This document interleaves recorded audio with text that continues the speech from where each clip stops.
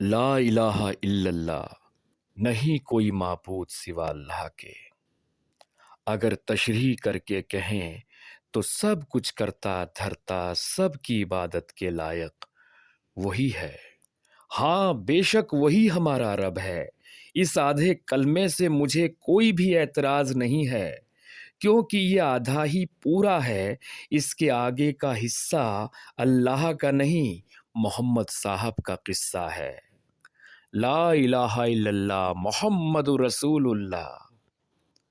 بس سارا اعتراض، ساری نا اتفاقی یہیں سے شروع ہو جاتی ہے کہ محمد صاحب نے اللہ کی ذات کو بیان کرنے والے کلمے سے خود کو کیسے جوڑ لیا۔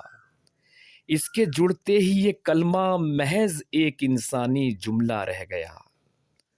اور اسلام میں کہا گیا ہے کہ اللہ ہر گناہ کو معاف کر سکتا ہے، بس ایک شرک کو چھوڑ کر۔ لیکن یہاں تو صاف طور پر کھلا کھلا شرک ہو رہا ہے۔ شرک کہتے ہیں کہ اللہ کے ساتھ کسی اور کو شریک کر لینا، کسی اور کو شامل کرنا، پر یہاں پیغمبر صاحب خود کو ہی جوڑے بیٹھے ہیں۔ اگر اپنے رسول ہونے کی بات کرنی ہی تھی تو کیا کہیں اور نہیں کہہ سکتے تھے؟ اللہ کے ساتھ شامل کیوں کرنا تھا؟ باپ کا نام بیٹے کے ساتھ ہم انسانوں میں چلتا ہے، جبکہ اسلام کا دعویٰ تو یہ رہا ہے کہ نہ اللہ نے کسی کو جنا اور نہ کسی نے اللہ کو جنا، پر یہاں پہلے اللہ پھر محمد، کون کس کے اوپر حاوی ہے؟ ذرا غور کریں کہ دونوں میں سے کوئی تو ایک دوسرے کا باپ معلوم ہو رہا ہے۔ بس سارا جھگڑا یہیں سے شروع ہوتا ہے، کیونکہ ایک پیغمبر کا کام ہوتا ہے خدا کا پیغام پہنچانا، پر انہوں نے خدا کے ساتھ خود کو اتنا پہنچایا کہ اپنی عبادت بھی شامل کرا لی۔ اب سمجھ میں نہیں آتا کہ اللہ بڑا ہے یا محمد۔ آپ ان دونوں کا اس بات سے اندازہ لگا لیں کہ اللہ کو برا کہنے والا تو یہ سوچ کر چھوڑ دیا جاتا ہے کہ اللہ اس کا بھی تو ہے، اس کے ساتھ کیا کرنا ہے یہ اللہ خود فیصلہ کر لے گا۔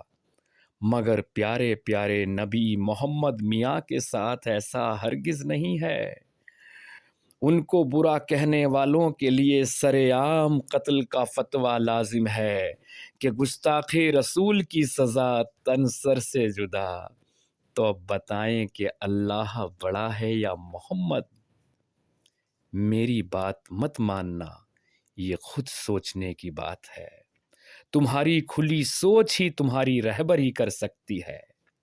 اور آگے کمال یہ ہے کہ فرض کے طور پر جہاں جہاں بھی اللہ کی عبادت ہوتی ہے وہاں وہاں آپ نے خود کو بھی جوڑ لیا۔ اذان میں محمد، نماز میں محمد، کلمے میں محمد، پھر اللہ کہاں ہے؟ بتاؤ کہ یہ اللہ کا دین ہے یا محمد کا؟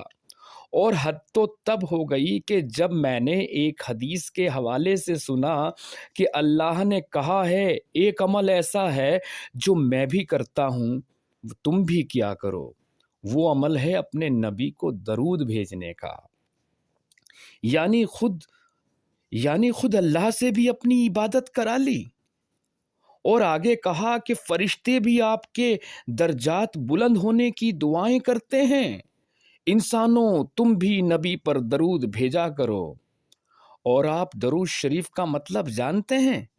کبھی ترجمہ پڑھیے گا کہ محمد صاحب اور ان کی آل کو دعائیں دی جا رہی ہیں، یعنی باقی دنیا کے مسلمان دلت ہیں، بس آپ کے اور آپ کے پریوار کے لیے ہی سب دعائیں بھیجیں گے۔